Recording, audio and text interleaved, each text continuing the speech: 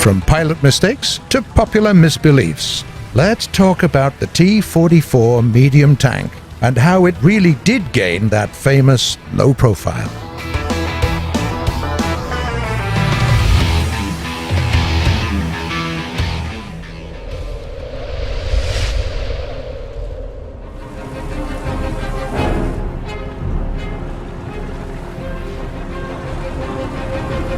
There's a popular misbelief about the T-44 medium tank.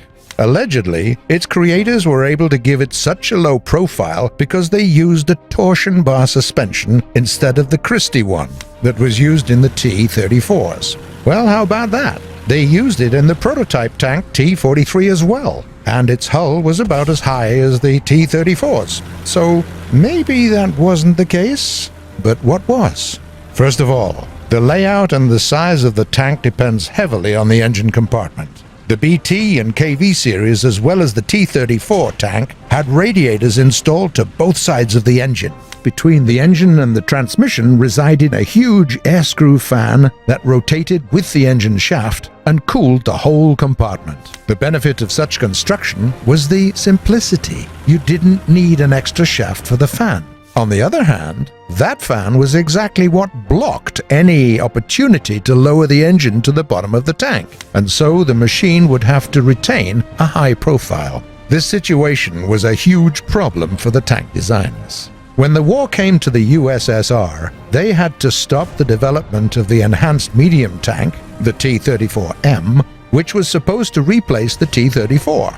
The Army needed all the production power it could get, so there was no room for the R&D projects. Still, in 1942, the Morozov Design Bureau was ordered to create a new medium tank, the T-43. The task wasn't simple.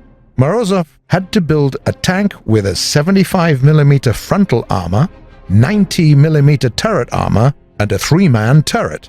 All this beauty, armored like a heavy tank, must have weighed nearly 34 tons, almost like the T-34. To do so, the designer had to critically reduce the size of the hull. There it was in the way, that T-34 type engine compartment layout. They even had to stamp out the bottom to squeeze the fan inside, and the torsions just added more problems to the situation. So they had to reduce the tank in width, which was a dead end.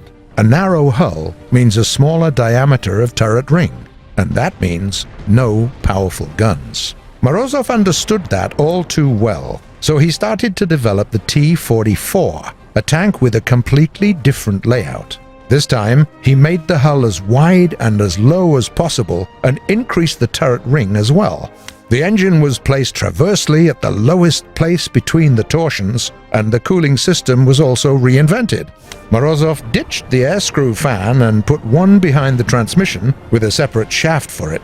This allowed him also to diminish the radiators. After all those changes, the tank got a low profile and a very compact engine compartment. Of course, the torsion transmission was very useful here, but it certainly didn't make the kind of dramatic impact that people believe. In the end, the T-44 hull got this low because of the transverse engine placement and the new cooling system.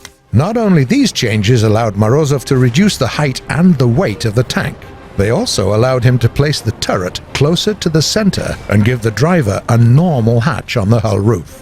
There's another question concerning the T-44. First model somehow received a stepped hull roof, but that's a story for another time.